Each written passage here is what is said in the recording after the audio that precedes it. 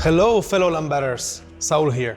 After the culmination of our 3.5 years of passion, we launched Lords of the Fallen, our debut game at Hexworks. We were truly humbled when we saw that in just over a week, there were already over 1 million of you embarking upon the wall of Morkstead. Your belief in our vision has been our driving force. Today, we'd like to take the opportunity to share some insights on our transformative new update that will redefine your future playthroughs. We take immense pride in Lords of the Fallen being amongst the first ever games to launch on Unreal Engine 5, and the very first action RPG to do so. It is in part thanks to this amazing technology that we were able to overlay 2 parallel walls on top of each other, with the ability to switch instantly between them both. We wanted to bring something entirely new and innovative to the genre, something that would provide a unique twist. That said, this innovation, coupled with a brand new game engine, meant we were navigating completely uncharted territory from a technical standpoint. Furthermore, we aspired to elevate the genre's prevailing online multiplayer mechanic with our seamless co-op mode. In contrast to other games in the genre, players stayed together after defeating a boss for as long as they desired. While a full co-op campaign was beyond our original scope, we firmly believe that this stands as one of the very best multiplayer experiences currently available within the action RPGs. Despite our best efforts, some people experienced unforeseen technical issues when Lords of the Fallen first launched, and you rightfully brought it up to our attention. We've taken your feedback very seriously and acted as swiftly as possible to bring the game in line with our vision. We've released over 30 updates to address gameplay feedback and all technical hiccups, which in many cases only occurred on very specific PC hardware. As a result, we are delighted to confirm that the likelihood of any in-game crash is now less than 1%. Save game hitches have been fully resolved and frame rate has been significantly improved across all platforms. Likewise, our online multiplayer experience is now more stable and more responsive than ever has been. In light of the game's enduring popularity, we made the decision to expand its period of live support, and in early November, revealed an ambitious post-launch roadmap, encompassing several significant content updates alongside with continuous smaller releases.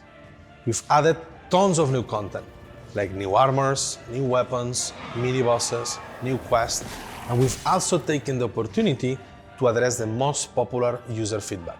Enemy density has been reduced, boss difficulty has been increased, and we've added numerous quality of life improvements. I'm pleased to say that the Lords of the Fallen experience is the best it's ever been, and it's about to get even better.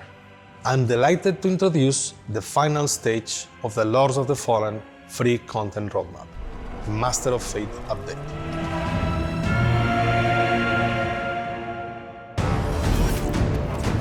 Whether you purged the 5 beacons in the name of Aureus, reveled in their Rogar corruption as the champion of Adir, or even sided with the all-consuming entity, otherwise known as the Umbral Mother, a brand new and totally unique game experience now awaits those who've completed Lords of the Fallen.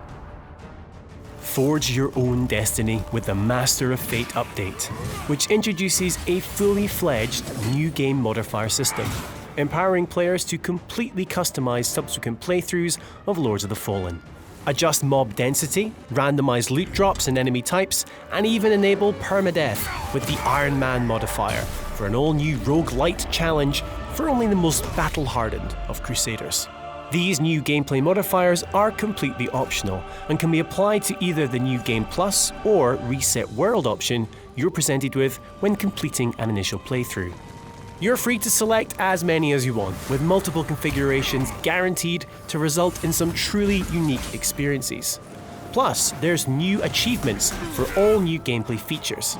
And fear not, you'll always have the option to reset the world at any vestige, in case you were a little too ambitious in your choices. So, let's take a look at the options.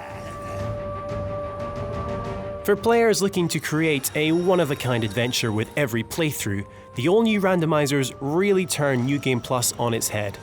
In random enemy mode, every encounter will be completely unpredictable, with absolutely any of the 70+ enemy types able to spawn.